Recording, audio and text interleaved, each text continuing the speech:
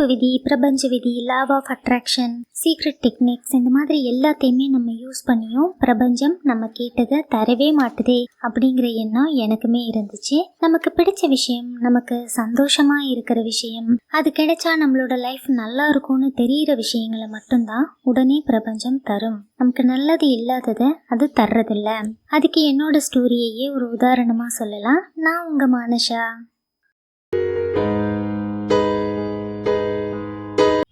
நான் சென்னையில் 8 வருஷமா ஒரு ரெண்டல் வீட்டில் தான் இருந்தேன். அந்த வீடு ரொம்ப நல்ல வீடு. நான் அங்கே நல்லா தான் இருந்தேன். ஆனால் நல்லா இருக்க மாட்டோமே. 2019 நவம்பரில் என்னோடய நேட்டிவ் பிளேஸில் இருக்க வீட்டுக்கே போயிடலான்னு நான் யோசித்தேன். ஏன்னா அந்த வீட்டை சுற்றி 3000 ஸ்கொயர் ஃபீட் இருந்தது. தோட்டம் போடலாம். ஆனால் எனக்கு என்னோடய நேட்டிவ் பிளேஸோ அந்த வீடோ அது இருக்கிற என்விரான்மெண்ட்டோ எதுவுமே சுத்தமாக பிடிக்காது. அடி மனசுலேருந்து சொல்லணும்னா என்னோட வாழ்க்கையோட ரொம்ப பெரிய பிரச்சனையே அந்த வீடு தான். அந்த வீடு மட்டும் வேற ஒரு இடத்துல இருந்து வேற நெய்பர்ஸ்லாம் இருந்திருந்தா, வேற சரௌண்டிங் இருந்திருந்தா என்னோட சைல்ட்ஹுட் டேஸ் ரொம்பவே ஹாப்பியாக இருந்திருக்கும் அப்படிங்கிறது தான் என்னோட எண்ணம். லைஃப்லேயே நான் ஸ்டே பண்ணி இருக்க பயந்த ஒரு பாதுகாப்பு இல்லாத இடம் அப்படின்னா என்னோட நேட்டிவ் பிளேஸில் அந்த வீடு இருக்கிற அந்த சரௌண்டிங்ஸ் தான். என்னோட அப்பா இறந்துட்டதுனால நாங்கள் அந்த இடத்த விற்காமலே வச்சுருந்தோம். போய் பார்க்க கூட பிடிக்காது. நான் அங்கே 2019 போகும்போது பிரபஞ்சத்தோட சிக்னல்ஸ் அப்படின்னு சொல்கிறாங்கல்ல, அது எதுவுமே சரியாக இல்லை. என்கிட்ட யாரும் பாசிட்டிவாக பேசவே இல்லை. எல்லாருமே நீங்கள் சென்னையில் இருக்கும்போது எதுக்காக இங்கே வந்து வீடு கட்டுறீங்க, வித்துறலாம்ல அப்படி தான் கேட்டாங்க. யாருமே செஞ்சு தருவோன்னு சரியாக சொல்லவே இல்லை. அப்போவாவது நான் விட்டுருக்கலாம். ஆனால் நான் வெளியிலேருந்து ஆள் வரவழைச்சி செஞ்சேன். அதை நான் ரொம்ப கஷ்டப்பட்டு பண்ணேன். அந்த வேலையில் நிறைய மணி லாஸ் ஆச்சு. அப்போயாவது விட்டுருக்கலாம்.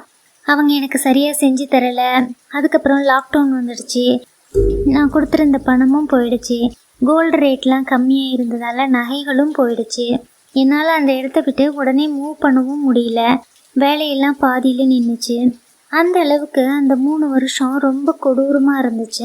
என்னை 6 வருஷமாக ஃபாலோ பண்ணுறவங்களுக்கு இது தெரிஞ்சிருக்கும். போதும், இதுக்கு மேலே வேண்டவே வேண்டாம் அப்படின்னு நான் டிசைட் பண்ணதுக்கப்புறம் இதை நான் ஒரு நாள் நைட்டில் டிசைட் பண்ணுறேன்.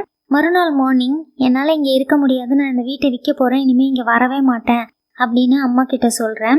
அவங்க எதுவுமே சொல்லலை, சரின்னு சொல்லிடுறாங்க. அதுக்கப்புறம் நம்ம லைஃப்பில் நடந்தது தான் ரொம்ப அற்புதமான விஷயம். அதை தான் நம்ம இப்போ பேச போகிறோம். லாவ் ஆஃப் அட்ராக்ஷன் அப்படிங்கிறதுல முதல்ல அவங்க என்ன சொல்லியிருப்பாங்கன்னா, நீங்கள் ஆசைப்பட்டு முழு மனசோட கேளுங்க அப்படின்னு சொல்லியிருப்பாங்க. நான் முதல்ல என்னோட லைஃப்பில் ஆசைப்பட்டு கேட்டது எனக்கு ஒரு வீடு வேணும் அப்படிங்கிறது தான். இத்தனை வருஷத்தில் நான் அது மாதிரி எதையுமே எனக்காக கேட்டதே கிடையாது. அதுக்கப்புறம் நான் ஃபேஸ்புக் மாதிரி எல்லா சோஷியல் மீடியாவிலையும் வீடு தேடுறேன். என்னோட ஃபோன் நம்பரை கொடுத்து எனக்கு இந்த மாதிரி வீடு வேணும், இந்த இடத்துல வேணும், இந்த பட்ஜெட்டில் வேணும்னு நான் கேட்குறேன். ரொம்ப சின்ன பட்ஜெட். ஆனால் திருப்பி நான் அதையே கேட்டுட்டு இருந்தேன். என்ன ஒரு ஆச்சரியம் அப்படின்னா, ரொம்ப ரொம்ப அழகான வீடுகள் நான் கேட்டதை விட குறைஞ்ச பட்ஜெட்லேயே எனக்கு வந்துட்டு இருந்துச்சு. நான் நேர்லேயும் போய் பார்த்தேன். எல்லாமே எனக்கு ரொம்பவும் பிடிச்சிருந்தது. நம்ம கையிலேயே எல்லாமே வச்சுக்கிட்டு இல்லாத ஒன்று, நடக்காத ஒன்று, நமக்கு சரி வராத ஒன்று செஞ்சிட்டே இருக்கோம் அப்படிங்கிறது எனக்கு அப்போ தான் தோணவே ஆரம்பிச்சுது. இது மாதிரி தான் நம்ம வாழ்க்கையில் நிறைய விஷயங்கள் நமக்கு தேவையில்லாதது, நமக்கு பிடிக்காதது, நமக்கு சந்தோஷம் தராதது, நம்ம வேண்டவே வேண்டாம்னு வெறுக்கிறது, அதைத்தான் நம்ம லைஃப் ஃபுல்லாக பண்ணிவிட்டு லைஃப் ரொம்ப கஷ்டமாக இருக்குது, நம்ம நல்லாவே இல்லை, கடவுள் நமக்கு மட்டும் கஷ்டத்தை கொடுத்துட்டாரு அப்படின்னு நம்ம நினச்சிக்கிறோம். அந்த டைமில் நான் நிறைய அற்புதமான மனிதர்களை சந்தித்தேன். நிறைய நல்ல வார்த்தைகளை கேட்க ஆரம்பித்தேன். அந்த ஊருக்குள்ளே போனதுலேருந்து மூச்சு விடவே திணறிட்டு இருந்த மாதிரி இருந்துச்சு. ஆனால் அதுக்கப்புறம் நான் ரொம்ப சுதந்திரமாக சுவாசிக்க ஆரம்பித்தேன். உண்மையை சொல்லணும்னா, நான் சென்னையிலேருந்து என்னோடய நேட்டிவ் பிளேஸ்க்கு போகும்போது என்கிட்ட எல்லாமே இருந்தது. நான் இதை விட ரொம்ப வெல்த்தியாக இருந்தேன், ஹெல்த்தியாக இருந்தேன், தைரியமாக இருந்தேன். அங்கே போய் எனக்கு நிறைய லாஸ் ஆச்சு. அதை தவிரவும் நிறைய மன உளைச்சல்கள், நிறைய பிரச்சனைகளை நான் ஃபேஸ் பண்ண வேண்டியிருந்தது. ஆனால் அதெல்லாம் நான் வேணும்னு நினைக்கும்போது அது ஒரே நொடியில் மாறிடுச்சு. அதே மாதிரி தான் நம்மளோட வாழ்க்கையில் இருக்கிற எல்லா பிரச்சனைகளையும் நம்ம தான் ஹோல்டு பண்ணி இழுத்து பிடிச்சி அதிலேயே நம்ம வாழ்ந்துட்டுருக்கோம். ஒன்ஸ் அதெல்லாம் வேண்டான்னு விட்டுட்டோன்னா நமக்கு பிடிச்சது எல்லாமே நம்மளை தேடி ஓடி வர ஆரம்பிச்சிரும். நான் வீடு தேடிட்டு இருக்கும்போது எனக்கு இப்போ இருக்கிற ஏரியாவில் தான் வீடு வேணும்னு நினச்சேன். அந்த வீட்டோட ஸ்ட்ரக்சர் கூட நீளமாக இல்லாமல் சதுரமாக இருக்கணும், குட்டி கிச்சன் போதும், இதெல்லாம் கூட ஓகே. டெரஸில் ஒரு ஷெட்டு போடணும், அந்த ஷெட்டுக்கு ஃப்ரண்ட்டில் இவ்வளவு இடம் விடணும், அதில் என்னோடய பெட்ஸுக்கு விளையாடுறதுக்கு இடம் வேணும், அந்த மாதிரிலாம் நான் பிளான் பண்ணியிருந்தேன். அதெல்லாமே இந்த வீட்டில் அப்படியே இருந்தது. அதுதான் எனக்கு ரொம்ப பெரிய ஆச்சரியமாக இருந்தது. வாசலில் இந்த பெரிய மஞ்சள் பூ பூக்கிற மரம் எல்லாமே என்னால் நம்பவே முடியல. இந்த வீடு மண்டே மார்னிங் எனக்கு வாட்ஸ்அப்பில் வந்தது. டியூஸ்டே வந்து பார்த்தேன். நெக்ஸ்ட் வெனஸ்டே என்னோட கைக்கு வந்துருச்சு. மொத்தமாக 10 நாள் தான். அதே மாதிரி இங்கே எனக்கு என்னோட நெய்பர்ஸ் எல்லாருமே ரொம்ப அழகாக அமைஞ்சிட்டாங்க. இங்கே இருக்கிற எல்லார் வீட்லேயுமே பெட்ஸ் இருக்குது. எல்லாருமே நிறைய செடிகள் வளர்க்குறாங்க.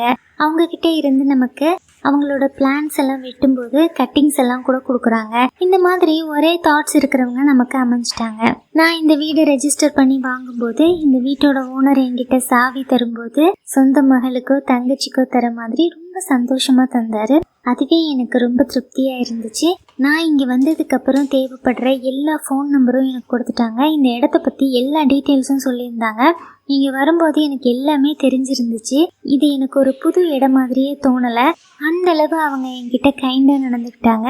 அவங்கள நான் 3 தடவை தான் பார்த்துருக்கேன். வீடு பார்க்க வரும்போது, வேலை பேசும்போது, ரெஜிஸ்ட்ரேஷன் அப்போ. லைஃப்ல நல்ல விஷயங்கள் நடக்கணும் அப்படின்னா ஒரு நொடியில நடந்துரும்.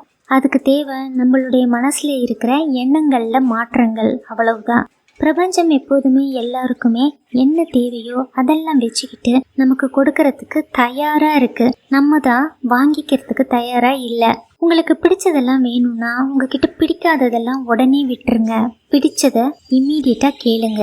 நான் எந்த 3 வருஷம் எனக்கு தேவையான வீட்டை வேற ஒரு தவறான இடத்துல ரொம்ப கஷ்டப்பட்டு பண்ணிட்டு இருந்தேனோ, அதே 3 வருஷத்துல எனக்கு பிடிச்ச மாதிரி பிடிச்ச இடத்துல எனக்கு தேவையானதை வேற ஒருத்தர் கட்டி கொடுத்துருக்காங்க. வேண்டா வெறுப்பா யாருக்காகவோ இல்லை இந்த சொசைட்டிக்காகவோ மனசுல ஒண்ணுமே இல்லாம ஒரு பொருளை நம்ம பிரபஞ்சத்துக்கிட்ட வேண்டும் போது அது நமக்கு கிடைக்கிறது கிடையாது. நாம கேட்கறது எல்லாத்தையும் அது தர்றதும் இல்லை. நமக்கு எது சந்தோஷம் தருமோ, எது நமக்கு தேவையோ அதை மட்டும்தான் அது தருது. நமக்கு கொடுக்க கூடாது அப்படின்னு அது முடிவு பண்ணும்போது நமக்கு நிறைய இடைஞ்சல்களை பண்ணி கிடைக்க விடாம பண்ணுது. நிறைய நேரங்கள்ல கடவுள் நமக்கு நல்லது இல்லாததை கொடுக்கறது கிடையாது.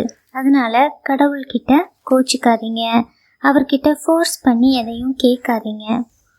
லவ் ஆஃப் அட்ராக்ஷன் உடனே வேலை செய்யணும்னா நீங்கள் பண்ண வேண்டியது பிடிக்காததை உடனே விடணும். மனப்பூர்வமாக பிடிச்சதை சந்தோஷம் தர்றதை மட்டும் கேட்கணும். அவ்வளவே தான். மீண்டும் வேறொரு வீடியோவில் மீட் பண்ணலாம். அன்புடன் மானஷா.